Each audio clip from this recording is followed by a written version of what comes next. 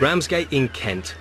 Every year, this port handles thousands of ships carrying passengers and goods across the channel.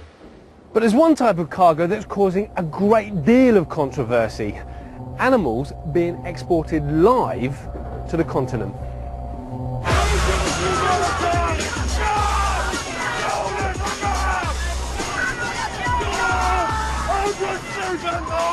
Protesting against exports like these is nothing new. In the mid-1990s, millions of animals left for Europe every year. But after the BSE crisis, there was a ban on the export of British beef, and coupled with the foot and mouth outbreak in 2001, the trade almost disappeared. Now it's starting to pick up again. The Jolene usually leaves from Ramsgate twice a month. It is the only boat in the UK that's doing it. The government enforces the law when it comes to the welfare of exported animals, which tends to be sheep and calves. Recently they've been working alongside the RSPCA. There's just one here that I'm a little bit worried about. He's got quite a snotty nose.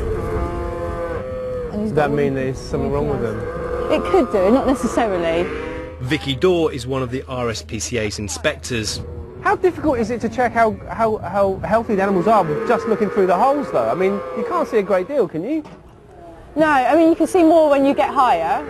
And how many are going to be in there? Because it looks pretty busy. I think there's about just over 200 in this one. In this one alone? Yeah. That seems to me an incredible amount of cows to have in one truck. Yeah. As it turned out, the calf Vicky was worried about was okay. Ultimately, the RSPCA would like to see an end to live exports, but whilst it's going on, they want to try and make sure that the welfare of the animals is as good as possible. Everything looks kind of normal now. The animals can be cooped up for long periods of time. Sheep, for example, can stay in transit for up to 29 hours without being taken out of the trailers. And that's just one of the things that the protesters are angry about. I defy anybody to come down here, to smell the smell, to hear the animals and to see for themselves just how cramped they are and say it's not cruel. If you're going to eat meat, if you're going to slaughter animals, do it fast, do it quickly, do it in one place. The protesters are a familiar sight to farmer Trevor Head, but he doesn't let them stop him. He makes regular trips across the channel with his sheep. It's a way of life that I've always done. I mean, I farm and I expect to sell my stock as a higher price as I can sell. How much extra would you get for these animals over the water then? Probably 10% more than we can get for it in England. But do you think this is cruel in any way to the animals? No, not at all. Those sheep on there are loaded properly and they'll travel excellently.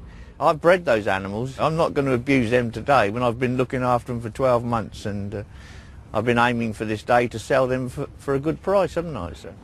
So today, how long will the sheep be on your truck? 7 to 8 hours. And how does that compare then to a journey you do in the UK, say if you're taking them somewhere else?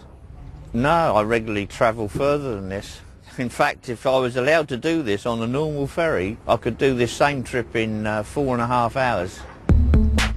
Trevor is taking his sheep to sell in Belgium, but there's also a market in Europe for male calves, the majority of which are used for veal. Thanet Council runs the port and they want the shipment stopped. But Ramsgate's an open port, which means that as long as the trade is legal and there's the capacity, they must accept the boat. So why don't you just say to these guys that they can't come here? We're not allowed to. They're legally entitled to come here. Until there's a change in legislation, either national legislation or European legislation, we're just going to have to lump it, basically. Today, 4 lorries went on the Jolene carrying almost 1,500 animals, all bound for Calais and beyond. Well, there she goes. She's setting off on another journey, one that the farmers would like to see happen far more often. And the protesters, well, they'd like it to be a last. I've been protesting against live export for nearly 20 years, and I will keep protesting until this trade ends. We're not doing anything wrong, it's a free trade. And just that little bit of water across there is what's stopping us doing a free trade.